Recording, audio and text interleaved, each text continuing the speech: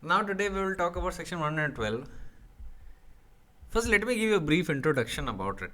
That what is the legislative intention behind the enactment of it. So according to section 112, that once the validity of the marriage is proved, then there is a strong presumption about the legitimacy of the children born from that wedlock. The presumption can only be displaced by a strong, clear, and satisfying and cogent evidence on that point. The presumption cannot be displaced by mere balance of probabilities or any circumstances creating doubt. It is a well settled principle of law that odiosa et inhonesta non sunt in legis presumpta. It means nothing odious or dishonorable will be presumed by law. And the law presumes against the vice and immorality. And in a civilized society, it is imperative to presume the legitimacy of the child born during the continuance of a valid marriage and whose parents had access to each other. It is undesirable to inquire into the paternity of the child whose parents had access to each other. So, in that sense, section 112 is based on the presumption of public morality and public policy. You should understand that legislature wants to avoid risk of exposure of a child to the risk of bastardization. That is why this section has been enacted. Now you should understand that this is a conclusive presumption under section 112, and you know that once something is declared to be conclusive under Evidence Act in context of section 4, then the evidence shall not be allowed to be given to rebut it. It is presumptio juris et de jure. मतलब एक बार किसी fact को court ने बोल दिया अभी conclusive है, now the evidence will be allowed to rebut that presumption. Having explained you the spirit, let me just briefly talk about section 112 and what does it say. Now you need to mark certain keywords under section 112. Valid marriage, 280 days, no excess, and conclusive proof. These are the terms that you need to mark. Now, section 112 reads, the fact that any person was born during the continuance of a valid marriage between his mother and any man, or within 280 days after its dissolution, the mother remaining unmarried shall be conclusive proof that he is a legitimate son of that man, unless it can be shown that the parties to the marriage had no access to each other at the time when he could have been begotten. So, section 112 is saying that you cannot defeat conclusive proof unless and until you prove non-access. Once it is proved that the child was born during the continuance of valid marriage or within 280 days after its dissolution and you are unable to prove non-access, then the child would be conclusively of the husband. Matlab paternity of the child would be settled. So a very natural question would be cropping inside of your head. What does it mean by access and non-access? What does it connote? Very simple.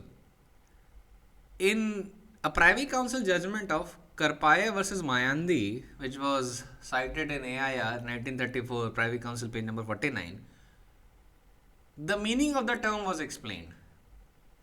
And it was said that access and non-access only connote existence and non-existence of opportunities for marital intercourse.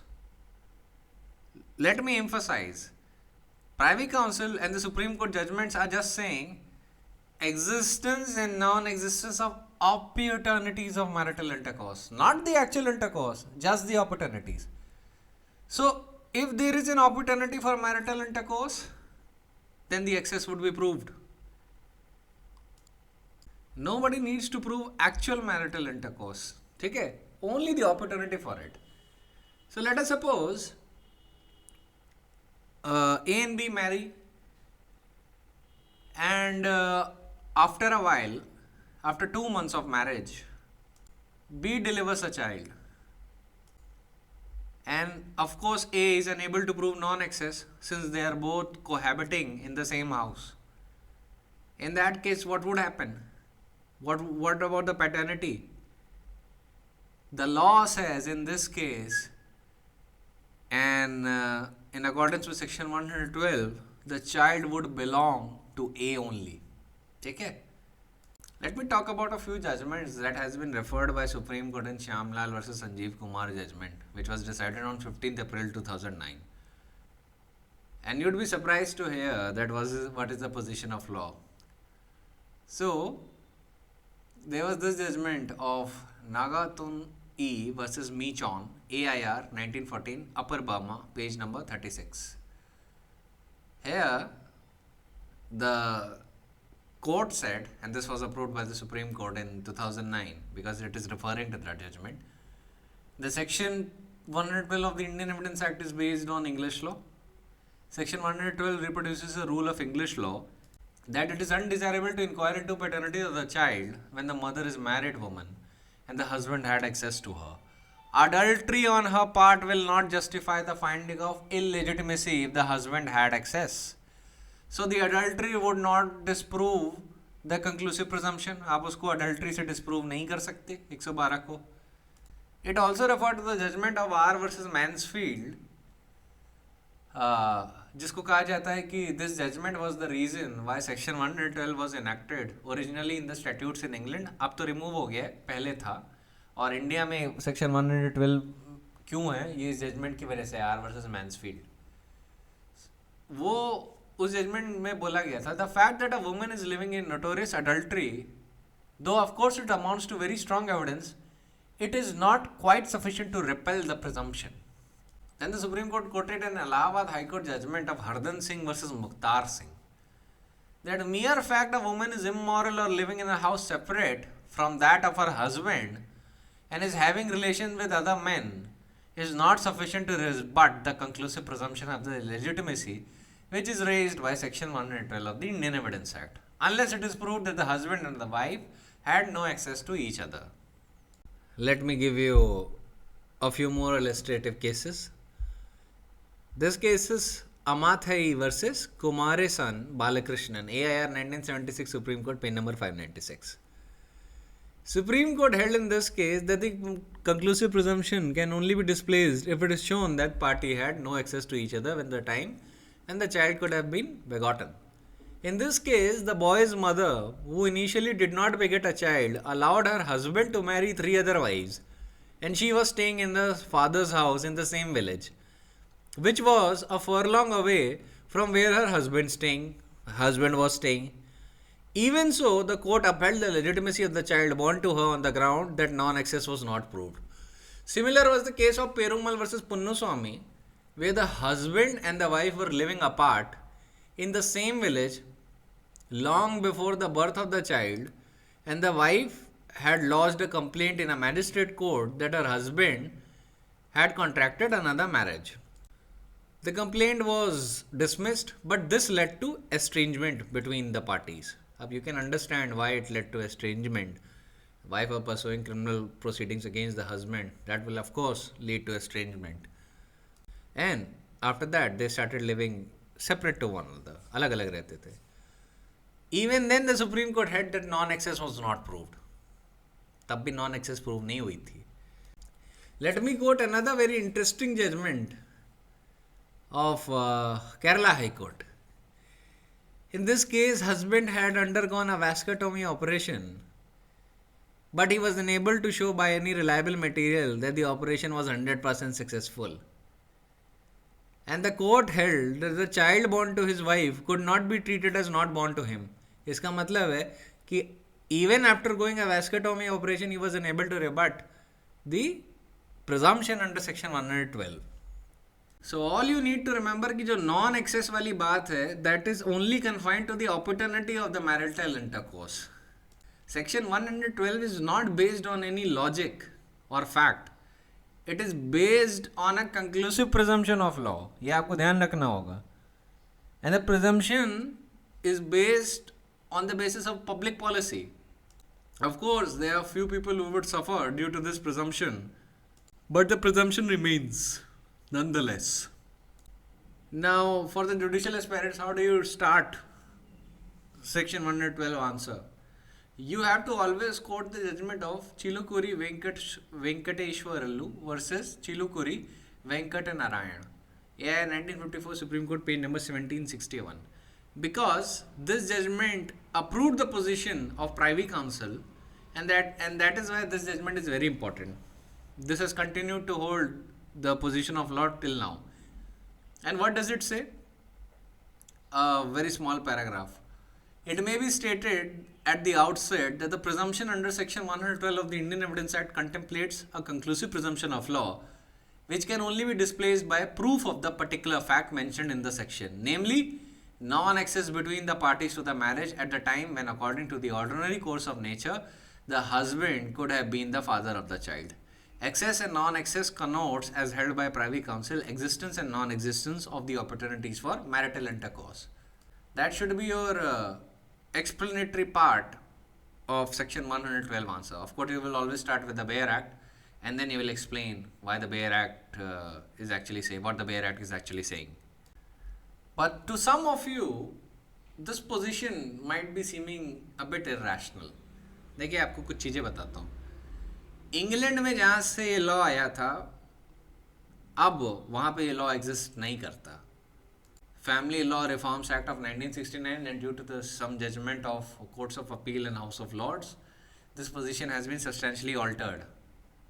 A conclusive proof का जो point था वो वहाँ से हट गया है. Because now through modern and scientific techniques, courts can fairly ascertain that who is the father of the child in the cases where paternity is in dispute. अब एक चीज को आपको ध्यान रखना चाहिए कि 112 पैटर्निटी पे अप्लाई करता है, मैटर्निटी पे नहीं. ठीक है, यहाँ पे पैटर्निटी ही इशू में बना हुआ है. अब यहाँ तक मैंने आपके लिए एग्जाम की पोजीशन डील की है, ठीक है, लेकिन प्रैक्टिकली बताता हूँ मॉडर्न ट्रेंड्स क्या है. मॉडर्न ट्रेंड्स ये हैं कि जो हाई कोर्ट्स हैं, they are increasingly relying on the scientific evidence, not on the letter of the statute, in order to prove the paternity and non-access of the child and the non-access in the given case. अगर जो traditional concept थे non-access के, उनको हटा के the High Court are primarily concerned about the scientific accuracy as to the question that when the child could have been begotten. And for that purpose, court uses all the relevant evidence, direct, indirect, circumstantial, scientific or expert, and then it ascertains a date on which the child could have been begotten. And only after ascertaining that, it decides whether there was an excess or non-excess on the part of the man and woman with each other during that period. अभी मैं practical situation समझा रहा हूँ. Exam के लिए, exam में नहीं लिखना है आपको, लेकिन जानकारी के लिए बहुत ज़रूरी है अगर आप किसी को एडवाइस देना चाहते हैं तो. मैं केरला हाई कोर्ट का केस इन पॉइंट ले रहा हूँ, लेकिन यही चीज़ दिल्ली में भी चलती है, इलाहाबाद में भी चलती है और सेम है हर जगह. ये मॉडर्न ट्रेंड्स हैं. अब आगे, आज नहीं कल आगे चल के अमेंडमेंट होगा. So, the case in point is Rajesh Francis versus Preeti Rosling. It was decided on 13th April 2012. In this case, the High Court said that when can it be said that the child was begotten? It is certainly not the date of marriage, and it is certainly not the date of delivery. It is the date on which the sperm from the father should have met the ovum of the mother. The date of fertilization of ovum is certainly the date on which the child could have been begotten. The date of successful sexual intercourse which led to the fertilization is certainly the date on which the child can be said to have been begotten for the purpose of section 112. All we intend to note now is that even in a case where the presumption under section 112 operates, there is burden on the court to ascertain the data on which the child in question could have been begotten. The date has to be ascertained with the help of all relevant inputs, and all relevant evidence such as direct, indirect, circumstantial, scientific and expert testimony will all have to be looked into to ascertain the date on which the child could have been begotten. It is only then that it can be ascertained whether there was access or non-access of the man and the woman to each other on the set period. Access cannot be decided in a vacuum. Access on the date when the child could have been begotten has to be ascertained. Science and technology now permits the court to precisely ascertain the date on which the fertilization of the sperm and ovum could have taken place. It is perfectly permissible, even in a case where the presumption under section 112 is sought, to be drawn for the court to consider all evidence to ascertain the date on which the child in question could have been begotten. The age of the fetus can be authentically ascertained today with the help of scientific inputs. It is not necessary anymore to rely on merely on the oral evidence of the mother or anyone else about the date of the LMP to ascertain the gestational age of the fetus. The period and the date on which the child was begotten can be authentically and specifically ascertained now. We repeat that the excess or non-excess has to be considered with the specific reference to the time when the child could have been begotten. This takes us to the last contention, and the larger question is raised as to what is excess. At a time when science and technology had not developed as to enable the courts to ascertain scientifically whether the child was born on account of sexual intercourse between a man and his wife, the expression excess was used in section 112 of the Evidence Act. Excess in section 112, as understood, is certainly the possibility of the opportunity for sexual intercourse between the man and woman. No better and acceptable evidence on that aspect could be authentically secured in yesteryears, and hence excess in section 112 has always been understood to mean opportunity for the possibility of sexual intercourse between the spouses. But should the expression excess be understood in such a vague, general and non-specific terms anymore is a question which the court has to consider seriously. By excess, what is really meant is the accessibility of the ovum for the sperm. That is the only way to understand the expression excess in modern knowledge society, where authentic ascertainment as to whether the fertilization happened or not can be ascertained. DNA test result can certainly be accepted as evidence of excess or non-excess of the man to the woman relevant to the context. It is not necessary hence to squander the advantage of such authentic scientific expert evidence, even while considering the play of section 112 of the Indian Evidence Act. It is possible in the light of modern scientific developments to understand the expression excess in section 112 as a possibility of excess of sperm to ovum. Unfortunately, the honorable judges are repeating the same line again and again. I think they want to hammer a point that excess is the date of fertilization and no more the ancient concept of mere possibility of marital intercourse. Then the honorable court continued and said, when, as I think in these days, it is possible to presume courts to do justice on footing of a fact and not to do injustice on the basis of presumption, I should myself greatly hope that no difficulties will ever be put in the way of child's blood getting supplied for blood grouping. I know that it is a sad thing to bastardize a child, but there are graver wrongs, and this is a matter which I am sure all those concerned will approach with great caution. Because there is nothing more shocking than that injustice should be done on the basis of legal presumption when justice can be done on the basis of fact. That is the first thing. We do also feel that the first concern of any court must certainly be to avoid injustice being done on the basis of legal presumption when the justice can be done on the basis of fact, and no court should consider itself a prisoner to the language of a statutory provision or precedents of a bygone era, when the interpretation consistent with the current legally cognizable inputs and realities can help the court to render justice to the satisfaction of judicial conscience. We are hence tempted not to consider ourselves prisoners to the interpretation of section 112, which was accepted in the yesteryears, and feel persuaded to understand the expression excess in more meaningful, effective, vibrant and contextually relevant manner as to enable courts to do justice.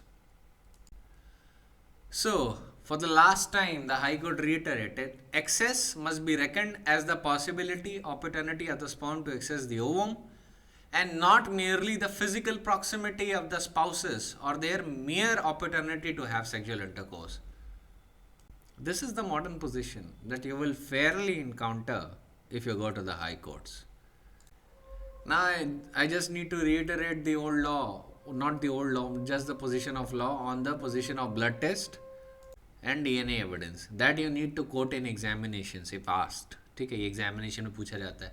तो blood test पे जो आपको case coat करना है वो है Gautam Kundu versus state of West Bengal, जिसमें बोला गया था courts in India can not order blood test as a matter of course whenever applications are made for such prayers in order to have roving inquiry, the prayers for blood test cannot be entertained. Third is there must be strong prima facie case in that the husband must establish non-access in order to dispel the presumption under section 112 of the Indian Evidence Act. Then the court must carefully examine what would be the consequence of ordering the blood test, whether it will have the effect of branding a child as a bastard and the mother as an unchaste woman. And lastly, no one can be compelled to give sample of blood test for analysis. Another judgment that you have to quote in examination is Banarsi Das versus Tiku Datta, where the Supreme Court says that we may remember that Section 112 of the Evidence Act was enacted at a time when DNA and RNA tests were not even in contemplation. The result of a genuine DNA test can be said to be scientifically accurate, but even that is not enough to escape the conclusiveness of Section 112 of the Indian Evidence Act. For example, if a husband and wife were living together during the time of conception, but the DNA test revealed that the child was not born to the husband, the conclusiveness in law would remain irrebuttable. That is the view of the Supreme Court. ये आपको quote करना है exam में. This may look hard from the point of view of the husband, who would be compelled to bear the fatherhood of the child, which may be innocent. But even in such cases, the law leans in favor of the innocent child from being bastardized if his mother and her spouse were living together during the time of conception. Hence, the question regarding degree of proof of non-access for rebutting conclusiveness must be answered in the light of what is meant by access and non-access. Another maxim that the Supreme Court quoted, on which Section 112 is also based, is pater est quem nuptiae demonstrant. He is the father whom the marriage indicates. The presumption of legitimacy is this, that the child born to a married woman is deemed to be illegitimate. The child born to a married woman is deemed to be legitimate. It throws on the person who is interested in making out the illegitimacy the whole burden of proving it. The law presumes both a marriage ceremony is valid and that every person is legitimate. And then Supreme Court says that this presumption can only be displaced by strong preponderance of evidence and not by mere balance of probabilities, जैसा कि civil case में होता है. In other words, you need a stronger level of evidence in order to prove non-access if you want to rebut the presumption under section 112. फिर in Bhawani Prasad Jena versus Orissa state commission for women में बोला था Supreme court ने कि DNA test as a matter of course order नहीं करना चाहिए. जब भी कोर्ट के सामने रिक्वेस्ट दी जाए, DNA test as a matter of course order नहीं करना चाहिए. वैसे ही उस पोजीशन उसके ब्लड टेस्ट की तरह सेम पाई थी. और सुप्रीम कोर्ट ने लोअर कोर्ट से कहा कि कोर्ट के पास जब भी डीएनए टेस्ट के लिए एप्लीकेशन आए तो the court should always consider the pros and cons of such order and consider the test of eminent need that whether it is possible और not possible for the court to reach the truth without the use of such test. अब DNA test पे सबसे जो leading judgement है वो है Nandlal Wasudeo Badwaik versus Lata Nandlal Badwaik, decided on 6 January 2014. ये supreme court का है. अब सुप्रीम कोर्ट ने कुछ बात बोली इसमें बड़ी इंटरेस्टिंग, और बोला कि जब आप सच जान सकते हैं तो फिर प्रिजम्पशन की कोई ज़रूरत नहीं. और ये डीएनए टेस्ट के कंटेक्स्ट में बोल रहा है सुप्रीम कोर्ट. सुप्रीम कोर्ट ने बोला कि interest of justice would be best served by ascertaining the truth, and the court should be furnished with the best available science and may not be left to bank upon the presumptions unless the science has no answer to the facts in issue. In our opinion, when there is a conflict between conclusive proof envisaged under law and a proof based on scientific advancement accepted by the world community to be correct, then the latter must prevail over the former. मतलब scientific evidence prevail कर जाएगा conclusive proof में इस case में. ठीक है. So you should understand कि DNA को लेके जो सुप्रीम कोर्ट का भी व्यू पॉइंट है वो भी चेंज हो रहा है डीएनए टेस्ट को लेके. और एग्जाम में आपको ब्लड टेस्ट को लेके वही सारी बातें कहनी है जो मैंने बताई. Gautam Kundu versus state of West Bengal, Banarasi Das versus Tiku Dutta, ये Bhawani Prasad Jena versus Orissa state commission for women, और डीएनए टेस्ट को लेके जो स्पेसिफिक सवाल है तो नंदलाल वासुदेव बेडवैक वर्सेस लता नंदलाल बेडवैक, ये जजमेंट आपको कोट करना है और इसका क्या लॉ है ये आपको बताना है। सो 112 के पॉइंट्स हो गए। अब हम डील करते हैं सेक्शन 113A से। नाउ अब सेक्शन 113A और जो 113B है ना, ये थोड़ा आईपीसी में ओवरलैप करेंगे। तो मैं आईपीसी में सेक्शन 304B और 306 में इनका एक लिंक जुड़ा हुआ है, तो उसको मैं ज़्यादा तो एलैबोरेट नहीं करूँगा क्योंकि आईपीसी में क्या है, क्योंकि वो आईपीसी का डिस्कशन है प्राइमरली। तो मैं क्या करूँगा कि मैं आपको अपने जो आईपीसी के नोट्स हैं सेक्शन 306 जो मैरिड वुमेन से रिलेट करता है और सेक्शन 304B उसका नोट्स का छोटा सा पार्ट दे दूँगा, कुछ फ्रैक्शन जो एविडेंस बैच के लिए काम आएगा कि आपका मन करे तो थोड़ा पढ़ लीजिएगा उसको। लेकिन प्राइमरली क्योंकि यहाँ पे हमें 113A डिस्कस करना है तो हम उसी तक कन्फाइंड रहेंगे। So section 113A says that whenever question is whether the commission of a suicide by a woman has been abetted by her husband or any relative of her husband, and it is shown that she has committed suicide within the period of 7 years from the date of her marriage, and her husband or relative or her husband has subjected her to cruelty, the court may presume, having regard to all the circumstances of the case, that the suicide has been abetted by her husband or relative of the husband. अब देखिए यहाँ पे मे presume है, court चाहे तो presume कर सकता है या ना करे, ये कोर्ट का डिस्क्रिप्शन है। पर ये मे प्रिज्यूम का भी ग्राउंड कब अराइज होगा, जब सवाल ये है कि क्या जो सुसाइड हुई है वुमेन की, has it been abetted by the husband और रिलेटिव। साथ में जब ये भी फैक्ट दिख जाते हैं कि शादी को अभी 7 साल पूरे नहीं हुए हैं, and soon before the marriage she was soon before her death she was subjected to cruelty. In that situation, what the court can do? Court may, having regard to all the circumstances, may presume that the suicide has been abetted by her husband or relative of a husband. तो court चाहे तो burden of proof reverse कर सकता है और अब ये husband और उनके रिलेटिव प्रूव करें कि they have not abetted the suicide. अब यहाँ पे मे प्रिज्यूम है, पर 113B में शैल है, तो 113B में तो बाद में आएंगे, पहले 113A से डील कर लेते हैं। तो पहली चीज़ तो आप एक चीज़ दिमाग में डाल लीजिए कि जो टर्म यूज़ हुआ है ना, द कोर्ट में प्रिज्यूम, इसका मतलब है ये प्रोविजन डिस्क्रिशनरी है, ये प्रिजम्पशन ही डिस्क्रिशनरी है। तो कोर्ट चाहे तो प्रिजम्पशन ले तो चाहे तो ना ले। Abetment to the suicide, abetment for suicide जो डिफाइन किया गया है वो सेक्शन 306 में है आईपीसी के। So this is fairly easy to understand. आपको बस पैरामीटर्स देखना है, आपको ये नहीं देखना है कि एज अ जज इमीडिएटली जैसे केस आया अबेटमेंट ऑफ द सुसाइड, आपने मैरिड वुमेन देखा और आपने इमीडिएटली 113A का प्रिजम्पशन अप्लाई कर दिया। नो, आपको सारे सर्कमस्टेंसेस देखने हैं। आपको पहली चीज़ ये देखनी है कि मैरिज को 7 साल हुए हैं या नहीं। एक बार ये चेक हो गया, you move on to the next step कि soon before her death was she subjected to cruelty, ये चेक हो गया। फिर जब सवाल ये है आपके सामने कि whether the suicide was abetted by husband और रिलेटिव ऑफ हर हस्बैंड, आपने ये भी साथ में चीज़ें देख ली कि soon before the death of the woman she was subjected to cruelty. Now having regard to the circumstances of the case, you may presume और नॉट प्रिज्यूम कि हस्बैंड या उसके रिलेटिव ने वो सुसाइड अबेट की है। 113B पे आ जाते हैं। 113B क्या कहता है? ये मैंडेटरी प्रिजम्पशन है। ये कहता है कि जब सवाल ये है कि whether the person has committed dowry death and it is shown that soon before her death such woman has been subjected by such person to cruelty or harassment in connection with or demand for dowry, the court shall presume that such person has caused the dowry death.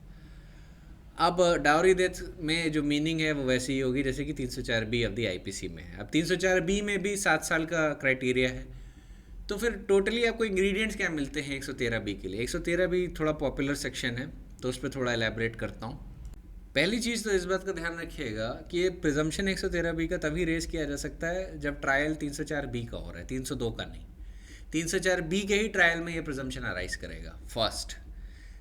Secondly, automatic presumption नहीं होता है। पहले आपको 304B का वो वाला part satisfy करना होगा कि डेथ 7 ईयर्स के अंदर हुई है। 7 years of what? 7 years of marriage. फिर वहाँ पे नेक्स्ट स्टेप पे आप जाते हैं ये देखने के लिए क्या soon before her death she was subjected to cruelty by the husband और इन लॉज और not, and then see whether such cruelty or harassment was in connection with any demand for dowry or not. ठीक है, that is the mandate of the Supreme Court and it has been very categorically held in the case of Kashmir Kaur versus State of Punjab. बहुत सारे judgement हैं इसी point पे, Kaliya Perumal versus state of Tamil Nadu भी है, पर मैं चाहूँगा कि आप जब भी कोर्ट करें ना Kashmir Kaur versus state of Punjab Kaur करें, क्योंकि उन्होंने पोजीशन समराइज कर दी है after referring to the catena of decisions. अब सवाल ये उठता है ये जो expression soon before her death है इसका क्या मतलब है? क्या इसका कोई फिक्स्ड टाइम पीरियड है? क्या इसका मतलब है कि जो टाइम पीरियड है उस पे कोई लिमिटेशन पीरियड ऑकर करता है कि इस टाइम पीरियड के आगे अगर आप गए तो सून बिफोर का क्राइटेरिया नहीं सेटिस्फाई होगा? इसका आंसर ये है कि सुप्रीम कोर्ट ने जो एक्सप्रेशन सून बिफोर है उसको एक रिलेटिव टर्म की तरह ट्रीट किया है और कोर्ट ने कहा it would entirely depend upon the fact and circumstances of each case, और इसके लिए कोई स्ट्रेट जैकेट फार्मूला नहीं है that would constitute a period of soon before her death. क्योंकि सुप्रीम कोर्ट ने ये बोला कि अगर हमने एक फिक्स्ड पीरियड बना दिया then it would be hazardous, क्योंकि जो फिर ऑफेंडर्स होंगे ना उस फिक्स पीरियड एक्सपायर होने के बाद ही कोई क्राइम कमिट करेंगे, तो that would defeat the purpose of law. तो सुप्रीम कोर्ट ने बेसिकली एक तो इसको रिलेटिव टर्म की तरह ट्रीट किया, फिर साथ में बोला कि expression soon before would normally imply that the interval should not be much between the concerned cruelty and harassment and the death in question. बहुत ज़्यादा नहीं होना चाहिए. There must be existence of a proximate or life link between the effect of cruelty based on dowry demand and the concerned death. In other words, it should not be so remote in point of time and thereby make it a stale one. एक और चीज़ का ध्यान रखना चाहिए कि section 304B when read with 113B is an exception to the cardinal principle of criminal jurisprudence that an accused is presumed to be innocent until proven guilty. यहाँ पर reverse burden of proof है, and that is also the reason why 304B में maximum punishment death नहीं है, while in 302 maximum punishment death है. अब अगर आप soon before का expression satisfy कर देते हैं और 304B read with 113B के जो पैरामीटर्स हैं प्रिजम्पशन लेवल पे आने के लिए सेटिस्फाई कर देते हैं, तो burden of proof of husband और इन लॉज पे होगा कि वो साबित करें कि they have not committed dowry death. वो नहीं साबित कर पाए दे वुड बी कन्विक्टेड. इस सेक्शन को ध्यान में रखिएगा कि 304B के ही साथ पढ़ना है, ठीक है. और यहाँ पे मैंडेटरी प्रिजम्पशन है, प्रिजम्पशन ज्यूरिस है, प्रिजम्पशन ऑफ लॉ है, but at the same time it is rebuttable. ये रिबट किया जा सकता है by the defence if they lead evidence on that matter. Presumption है पर कंक्लूसिव नहीं है, रिबटेबल है, शाल प्रिजम्पशन है. 304B ऑफ IPC का देखते हैं तो वो सिंपल सी बात ये कहता है कि when the death of a woman is caused by any burns, bodily injury और occurs otherwise than under a normal circumstance within the 7 years of her marriage and it is shown that soon before her death she was subjected to cruelty or harassment by her husband or any relative of her husband for or in connection with any demand for dowry, such death shall be called dowry death and husband or relative shall be deemed to have caused her death. Kashmir Kaur versus state of Punjab में जो 12 दिसंबर 2012 को decide हुआ उसमें supreme court ने summarise किया था position of law और बोला था to attract the provision of 304B of the IPC, the main ingredient of the offence to be established is that soon before the death of the deceased, she was subjected to cruelty and harassment in connection with demand for dowry. Secondly, the death of the deceased woman was caused by any burns or bodily injury or some other circumstances which was not normal.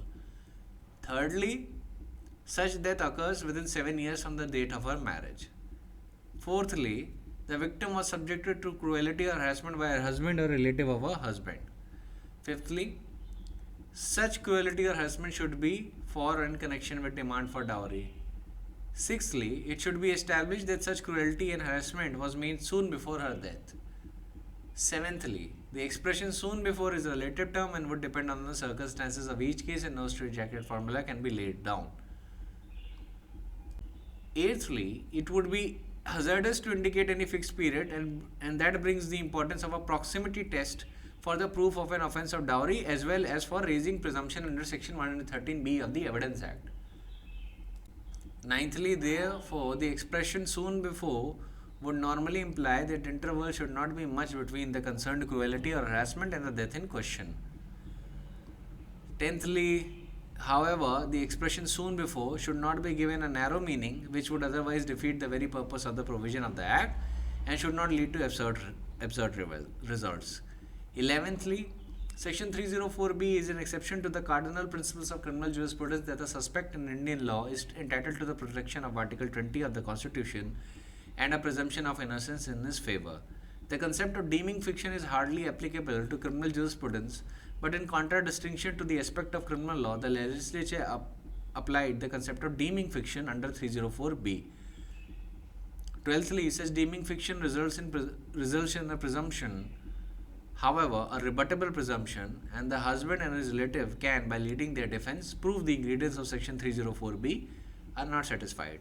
13thly, the specific significance to be attached is to the time of the alleged cruelty and the harassment to the victim was subjected to, the time of her death, and whether the alleged demand of dowry was in connection with the marriage. Once the ingredients are satisfied, it will be called dowry death, and the deeming fiction of law under 113B will be deemed, the husband and the in-laws will be deemed to have been committed the offence. तो ये थी position of law as regards to 113B. मैंने आपके लिए study notes में बहुत सारे case law रख रखे हैं regarding 304B, 306 and suicide bye a married women. आपका मन करे तो पढ़ लीजिएगा, पर प्राइमरली वो आईपीसी का डिस्कशन है. एक चीज़ को ध्यान रखिएगा, 113B और 113A का जब भी सवाल आएगा ना, तो वो हमेशा लिंक होके आएगा 306 ऑफ दी आईपीसी और 304B ऑफ दी आईपीसी को लेके. तो ये प्राइमरली है आईपीसी का डिस्कशन, क्योंकि जो इसका सब्सटेंस है वो जाता है उधर. एविडेंस एक्ट में तो सिर्फ उसका प्रोसीजरल एस्पेक्ट और प्रिजम्पशन की बात की गई है. तो प्रिजम्पशन का तो स्कोप मैंने आपको बता दिया कि क्या इंग्रेडिएंट है, कैसे प्रिज्यूम करेंगे, लेकिन सब्सटेंस समझना है तो वो आईपीसी में, वो सब्सटैंशियल लॉ का पार्ट है. So next we come to section 114 of the Indian evidence act. It is a very important section और ये प्रैक्टिकली कोर्ट में बहुत यूज़ होता है. Now section 114 says that the court may presume the existence of any fact which it thinks likely to have happened. Court हर वो उस चीज़ को प्रिज्यूम कर सकता है जो उसको लगता है कि हाँ ये हुआ होगा. लाइकली इन द सेंस वो प्रोबेबिलिटी की बात कर रहा है.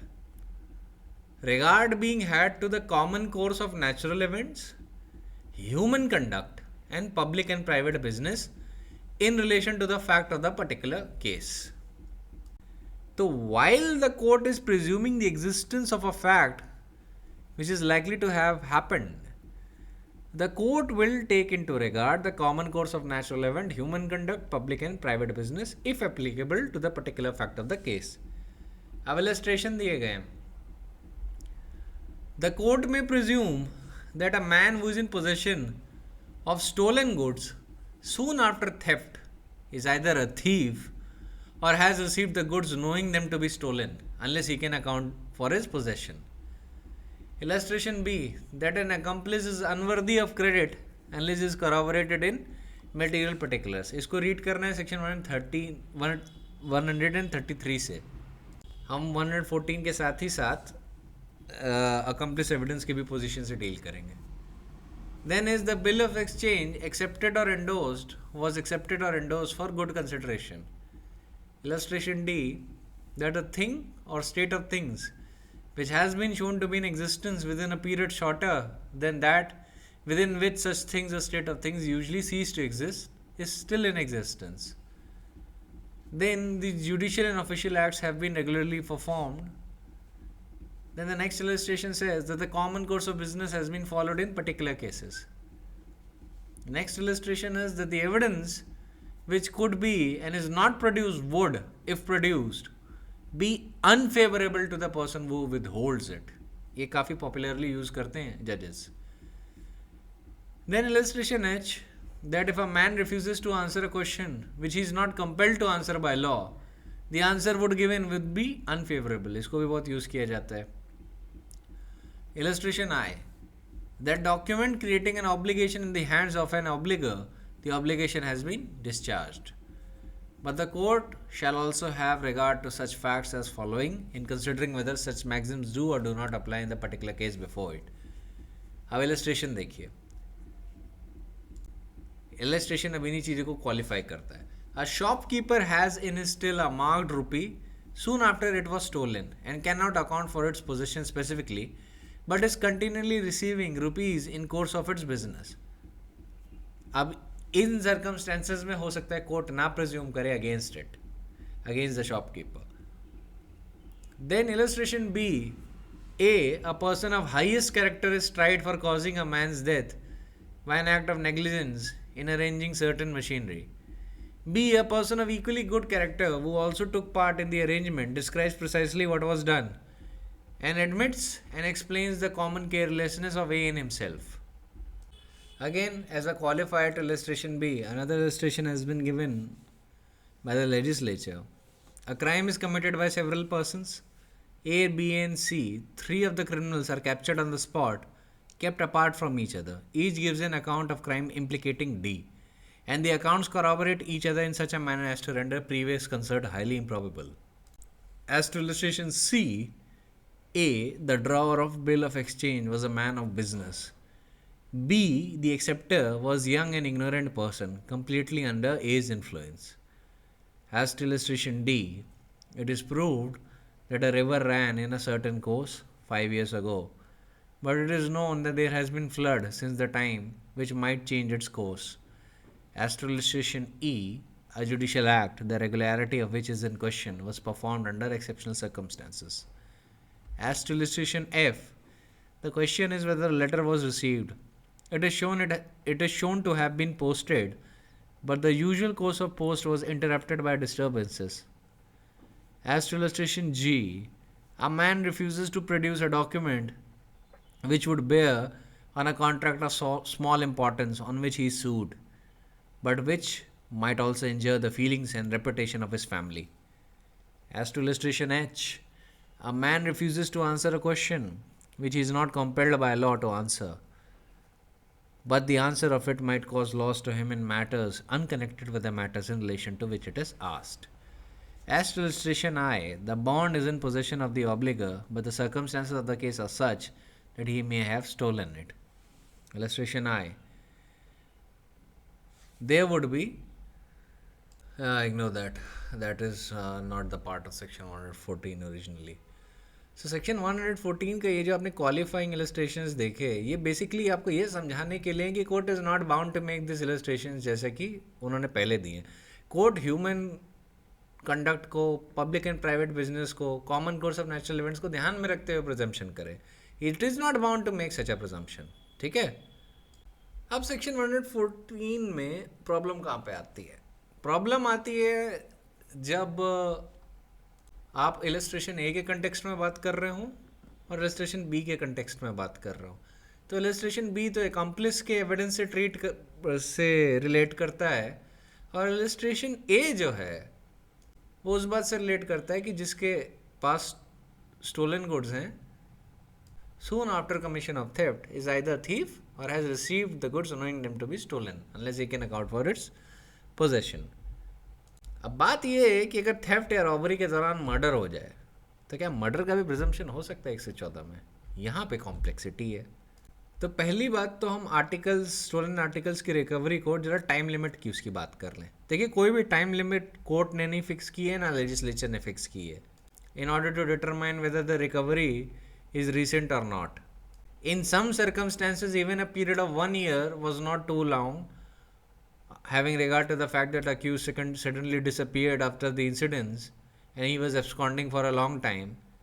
And in some cases, even 3 to 6 months have been considered to be not recent, क्योंकि वो factor circumstances पे depend करता है. तो कोई fixed formula नहीं है उसका. It depends entirely on the fact and circumstances.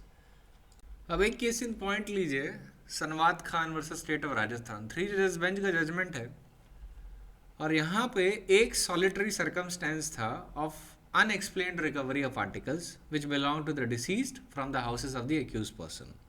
अब इस केस में सुप्रीम कोर्ट ने बोला था, having regard to the fact and circumstances of the case, कि प्रिजम्पशन ऑफ मर्डर तो हम लोग ऑटोमेटिकली नहीं रेज कर सकते, but nevertheless they can be convicted of theft under 380 of the IPC. 380 में उनका कन्विक्शन हो सकता है. अब खास बात Sanwat Khan versus state of Rajasthan की ये थी कि 2 persons who were living in the temple were found lying dead in a temple premises and they had succumbed to aches injuries. The house and the almirahs were ransacked and opened. An accused was arrested 12 days later after the incidents, and he produced a gold ornament which was lying buried in his premises. Another accused was arrested after 17 days and he produced a silver plate from his house where it lay buried in his backyard. Both of these articles belong to the deceased person.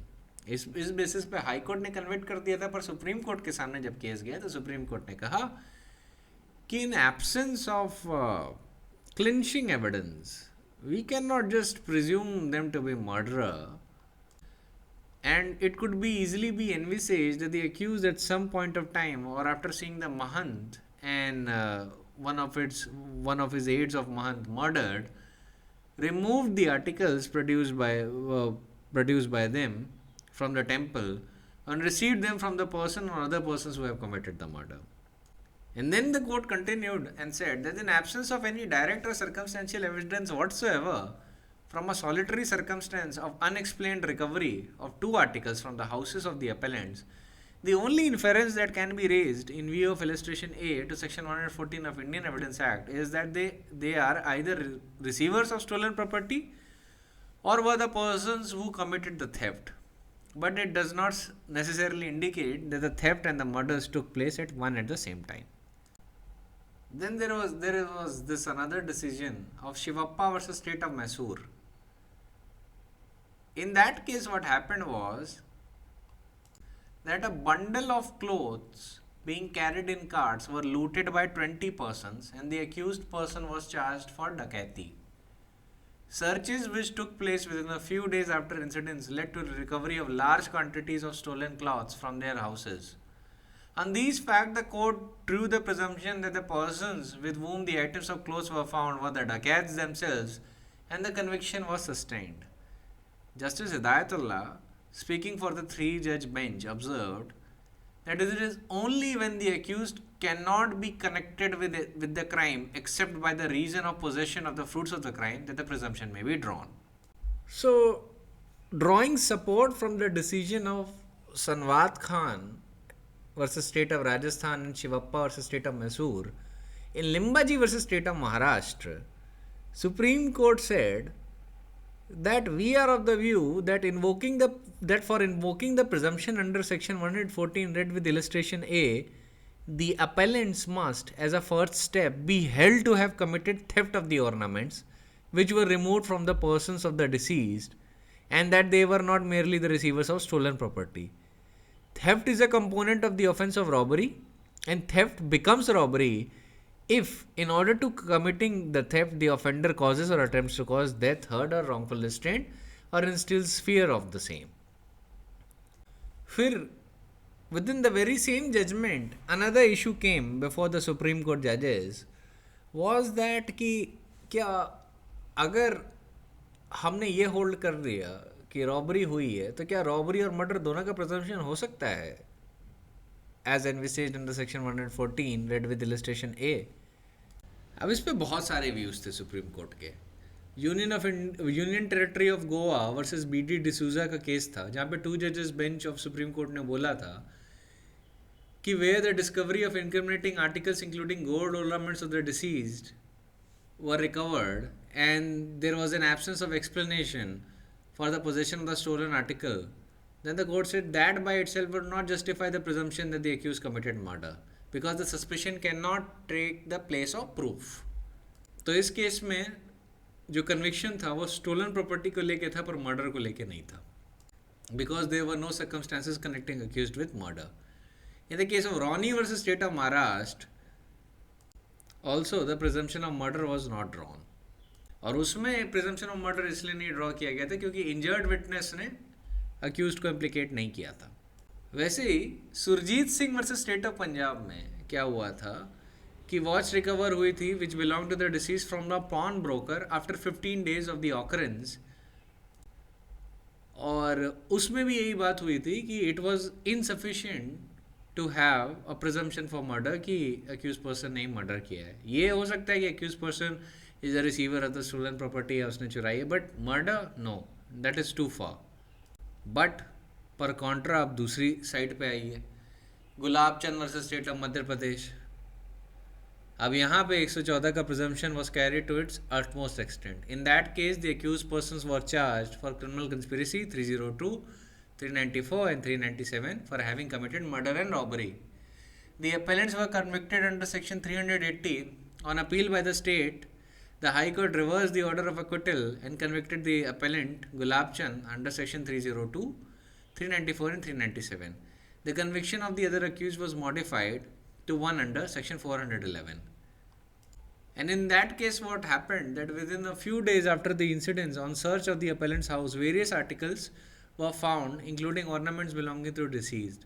Some of the ornaments were recovered from a shop on the basis of the information given by the accused person while he was in custody.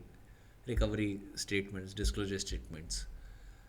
The court started with the discussion that it is true that simply on the recovery of stolen articles, no inference can be drawn that a person in possession of stolen articles is guilty of the offense of murder and robbery, but culpability of the aforesaid offenses will depend upon the fact and circumstances of each case and the nature of the evidence adduced. And after referring to the test of time factor and the presumption under section 114A, the court observed that if ornaments of the deceased were found in the possession of the person soon after murder, the presumption of guilt can follow. But if several months have expired, the presumption may not be permitted to be drawn, having regard to the close proximity of the time of recovery and lack of credible explanation for the possession thereof, an account of dealing with the ornaments immediately after the crime. It was held that a reasonable inference of the commission of the offence could be drawn against the accused. Judges ने ये भी कहा, in facts of this case, it appears to us that the murder and robbery have been proved to be an integral part of the same transaction, and therefore the presumption arising under illustration A of section 114 of the Evidence Act is that not only the appellant committed murder of the deceased but also committed robbery of her ornaments. इसी judgement को approve किया गया था in the case of Mukund versus state of Madhya Pradesh, जहां पे Supreme court ने negative कर दिया था contention of the appellant's counsel that mere recovery of stolen articles from the house pointed out by the accused could only lead to presumption that the offence was committed under section 411 but not offences under 302 and 394 of the IPC. Supreme Court ने बोला, if in a given case as the present one, the prosecution can successfully prove that the offences of robbery and murder were committed in one and the same transaction, and soon thereafter the stolen properties were recovered, the court may legitimately draw a presumption not only of the fact that person in whose possession the stolen articles were found committed the robbery, but also that they committed the murder. In drawing the above conclusion, the court relied on the judgment of Gulab Chand versus State of Madhya Pradesh. अच्छा, इस case में और भी incriminating circumstances थे, सिर्फ यही एक evidence नहीं था, there were other incriminating circumstances as well, I should point it out. अब बात यह है कि सनवात खान का जो जजमेंट था वो 3 जजेस बेंच का था, गुलाब चंद का जो जजमेंट था वो जो 2 जजेस की बेंच का था, और गुलाब चंद की जजमेंट में सनवात खान का जजमेंट रेफर किया गया था, and their lordship simply said that the facts of that case do not apply to the facts of this case, और इससे ज़्यादा कोई एलैबोरेशन उन्होंने किया ही नहीं। तो बेसिकली हम इतने केस लॉ को रेफर करते हुए क्या चीज़ गैदर कर सकते हैं? एक चीज़ जो हमें जनरल रूल मिल जाता है वो है सनवात खान का, ठीक है। Sanwat Khan versus state of Rajasthan lays down the general rule which can be safely set for now कि जनरली थेफ्ट या पोजेशन ऑफ स्टोलन प्रॉपर्टी से आगे you can not stretch section 114 to such a level कि आप प्रिजम्पशन ऑफ मर्डर उसमें raise कर ले, because inference can not take place of proof, and I agree with that entirely. चाहे जितना भी स्ट्रॉन्ग सस्पिशन हो, but that can not take place of proof. And catena of judgements इस view point को support करते हैं.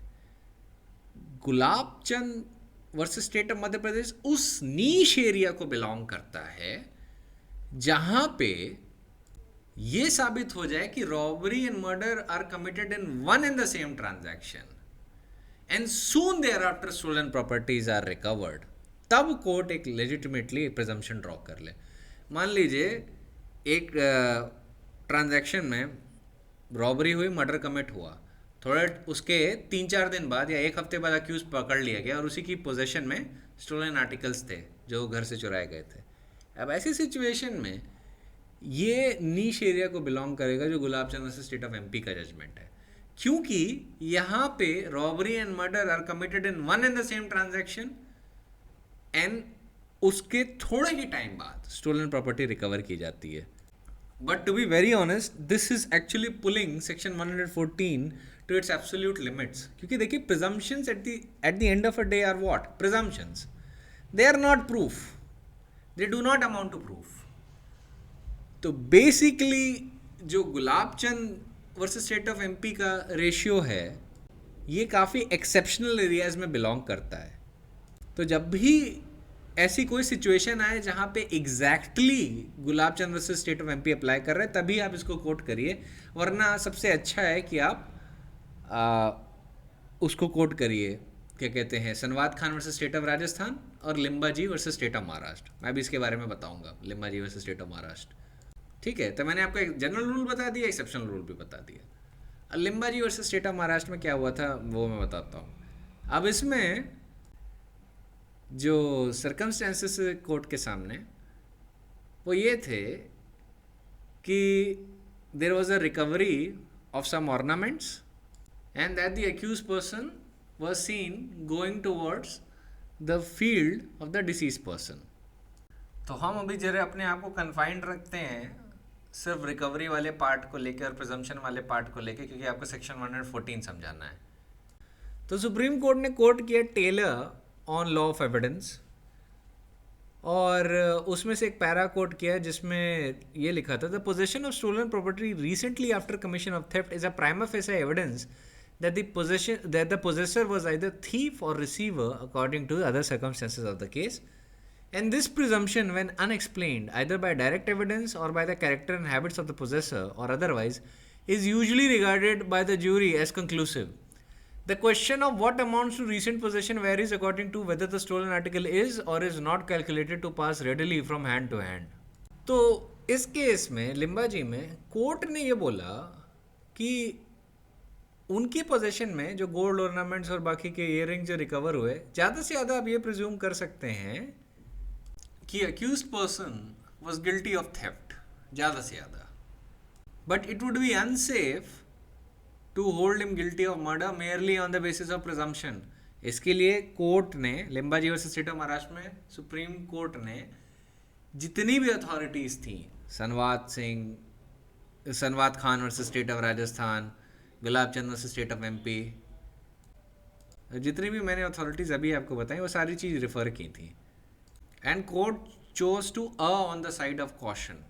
ठीक है, उन्होंने सनवात खान का ही रेशियो फॉलो किया and convicted them for robbery 394 read with section 34. 394 में कमीशन ऑफ रॉबरी के दौरान अगर हर्ट कॉज हो जाती है तो उसका पनिशमेंट है 394 में, उसके लिए पनिश किया, क्योंकि theft is an essential ingredient of robbery. अब इसमें ये भी था ना कि अक्यूज पर्सन ने एक्चुअली जो डिसीज पर्सन था उसको चोट भी पहुंचाई थी with a large stone, but murder को लेके प्रिजम्पशन नहीं किया जैसे कि Gulab Chand state of MP में था. उस जजमेंट को रेफर भी किया था और भी जजमेंट रेफर किए थे जिसमें सुप्रीम कोर्ट ने कन्विक्ट किया था मर्डर के लिए भी और रॉबरी के लिए भी. लेकिन लिम्बाजी वर्सेस स्टेट ऑफ महाराष्ट्र में बहुत अच्छे तरीके से after comparison of numerous decisions of the court, supreme court ने कहा it is better on the side of caution. एक कॉशियस अप्रोच लेनी चाहिए, और जब तक हर एंगल से एश्योरेंस ना हो कि the accuse not merely committed theft और robbery but also killed the victim, तब तक मर्डर के लिए कन्विक्शन हम नहीं करेंगे इसमें. So what the court did was convicted the appellant under section 394 of the IPC read with section 34 of the IPC, but set aside the conviction of the accused person under section 302 of the IPC. 302 का conviction हटा दिया था, murder का conviction हटा दिया था इस case में। अब ये बहुत अच्छा जजमेंट है। I want all of you to refer to this judgement. ये मैं स्टडी नोट्स में दूंगा, और क्योंकि मैं ये देखना चाहता हूँ कि आप लोग जजमेंट्स पढ़ पाने की कैपेसिटी रखते हो या नहीं, इसलिए मैंने ये पूरा जजमेंट आपके लिए रखा है। ठीक है, you read this entire judgement and then tell me were you able to understand it और नॉट। ये पूरा जजमेंट पढ़िएगा, देखिएगा जजमेंट में इशू कैसे बनते हैं, कैसे चीज़ें बोली जाती हैं, किस चीज़ को कोर्ट कैसे कंपेयर करते हैं, एक्सेट्रा। पूरा पढ़िएगा और फिर बताइएगा कि आपको समझ आ रहा है या नहीं, जजमेंट पढ़ पाते हैं या नहीं। I want to check your acumen as well in this. तो पूरा का पूरा judgement as it is study note पे है, क्योंकि छोटा जजमेंट है, that is why I put it in study notes. छोटा सा जजमेंट है, लेट्स सी कि आप लोग में से कितने लोग हैं वो have the capacity to understand it. तो ये हो गया। अब एक और चीज़ बताता हूँ कि सेक्शन 114 में अक्सर कोर्ट्स जो है ना, they take a presumption in favour of a wedlock if the partners have lived together for a long spell as husband and wife.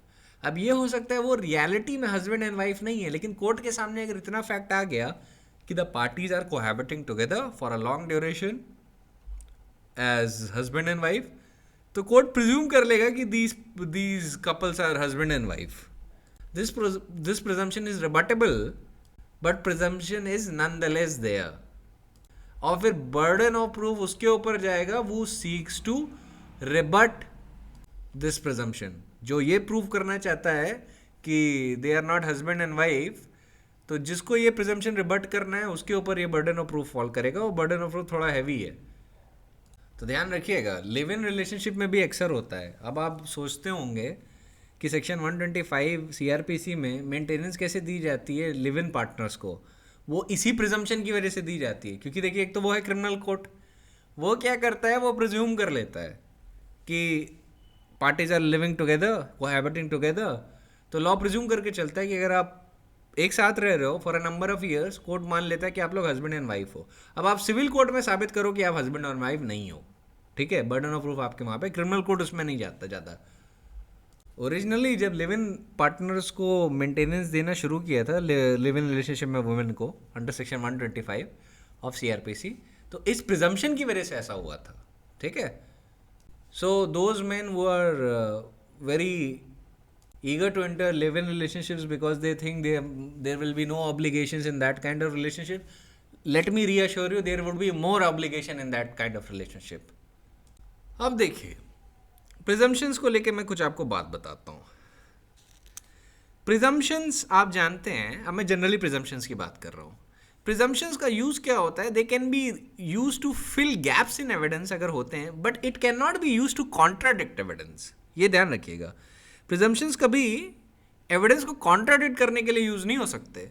They can be use to only fill gaps in evidence. अब जो power है ना, जो 114 of Indian evidence act में है, वो court fact and circumstances के हिसाब से कंस्ट्रक्ट करता है। इसमें मेजॉरिटी ऑफ द जजेस बहुत मैटर करती है। तो इसीलिए जो जैसे कि हाई कोर्ट्स का जो प्रीडोमिनेंट व्यू होता है ना, they are not in favour of young जजेस। उसका रीज़न है क्योंकि जजेस जो हैं they have to be mentally very mature, और अगर आप मेंटली मैच्योर नहीं है, you are not well read. तभी मैं आप लोग को बार बार सिखाता रहता हूँ, तो थोड़ा पढ़िए, have the habit of seeking. क्योंकि जब आपका इंटरव्यू हो रहा होगा या एज अ जज आप डिटरमाइन किए जा रहे होंगे, तो ये सब एबिलिटीज़ उनको नहीं दिखी, they will remove you from service, और they will remove you at the interview stage itself.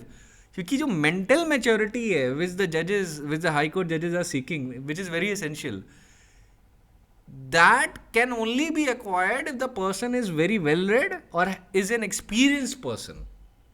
तो यूजुअली अगर पर्सन वेल रेड नहीं होता लेकिन एक्सपीरियंस्ड होता है, तो तब तक उसकी एज ज़्यादा हो जाती है, तब वो थोड़ा मैच्योर हो जाता है।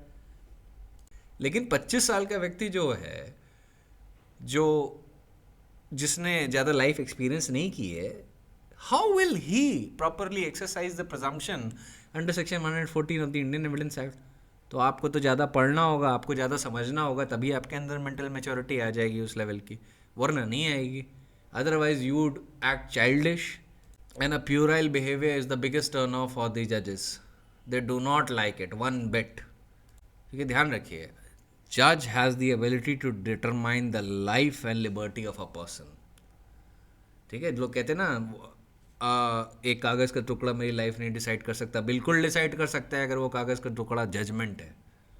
और जजेस को क्योंकि इतनी पावर दी गई है, तो that power comes with the responsibility.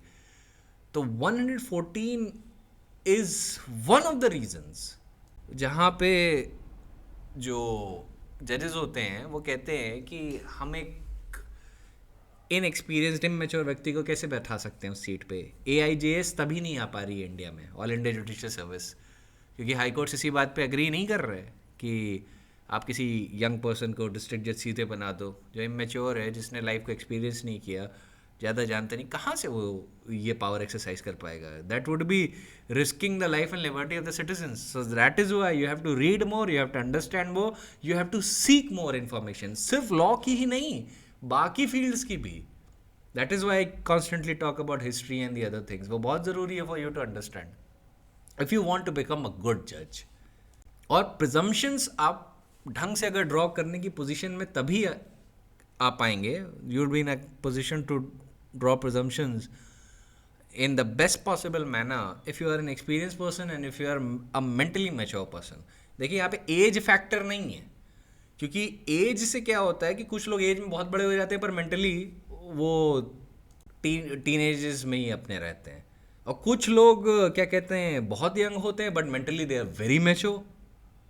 तो एनॉमलीज हर जगह होती हैं, और मेंटली मैच्योर बनने का सबसे अच्छा तरीका होता है कि यू रीड मोर और you experience more, experience life more. तो 114 के प्रिजम्पशंस आप तभी अच्छे से ले पाएंगे when you are an experience person. तो प्रिजम्पशंस पे वापस आ जाते हैं। प्रिजम्पशंस में बी आइदर ऑफ लॉ और fact, and when they are of law they may be either conclusive, that is presumption juris et de jure, और rebuttable presumptions और mandatory presumptions, that is presumption juris, and presumptions of fact, presumption hominis. ठीक है, और presumption hominis ध्यान रखिएगा हमेशा rebuttable होते हैं। कभी कभी मिक्स्ड प्रिजम्पशंस भी आ जाते हैं which are partly of law and partly of fact, वो भी रिबटेबल होते हैं। अब देखिए, जो प्रिजम्पशंस ऑफ लॉ है they derive their force from law, while presumptions of fact derive their force from logic. And though many of the former have intrinsic logical weight, and they indeed derive their force from the latter, yet there are some types of presumptions which do not derive their force from logic at all. Secondly, presumption of law applies to a class, and the conditions of which are fixed and uniform. The presumption of fact applies to individual cases, and the conditions of which are inconsistent and fluctuating. Third is, presumption of law are drawn by the court, and in absence of opposing evidence are conclusive for the party in whose favor they operate. Presumptions of fact are drawn by the court and the jury, who may disregard them, however cogent they might be. Now this thing I am reading you from Phipson on Evidence, that is 10th edition, page number 2012. Now what do you understand by the expression common course of natural events? इसका मतलब है presumption of fact is an assumption resulting from one's experience of the course of natural events of human conduct and human character. Such experience can be made use of in ordinary course of life as well as in business of the courts.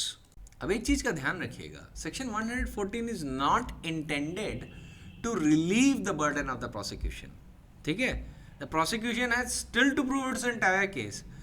कभी भी presumptions इस तरीके से नहीं draw किए जाते which are intended to fill the lacuna in the prosecution case. ये याद रखिएगा, the prosecution has to stand in their own, has to stand on its own legs, and the judges cannot draw presumptions in order to fill lacuna in the prosecution case. तो वो presumptions उन्हीं basis पे draw करेंगे जो जिनकी regard होगी common course of natural events या human conduct को लेके, या whatever has been laid down under section 114. Human conduct से क्या significance है? Human conduct से ये significance है ऑर्डिनरी ह्यूमन कंडक्ट का, कि एक ऑर्डिनरी सर्कमस्टेंस या जो सर्कमस्टेंसेस कोर्ट के सामने आए हैं उसमें ह्यूमन ऑर्डिनरली कैसे बिहेव करता है, उसका ध्यान में रखते हुए ह्यूमन कंडक्ट को लेके कोर्ट एक प्रिजम्पशन कर सकता है। अब वो हो सकता है कि वो फेवर में हो किसी पार्टी के या किसी पार्टी के खिलाफ हो। जैसे कि मान लीजिए एक सर्वेंट की ड्यूटी बनती है to account to its master with regard to the property in its possession जो मास्टर ने इंटरेस्ट की है। तो ये ऑर्डिनरली सर्वेंट का बिहेवियर होता है इन अ गिवन सर्कमस्टेंसेस, वो ऑर्डिनरी ह्यूमन कंडक्ट है। लेकिन किन्हीं सर्कमस्टेंसेस में सर्वेंट ने नहीं अकाउंट किया है, तो ऐसी सिचुएशन में कोर्ट एक एडवर्स प्रिजम्पशन ड्रॉ कर सकता है कि his conduct is against the ordinary human conduct in that matter.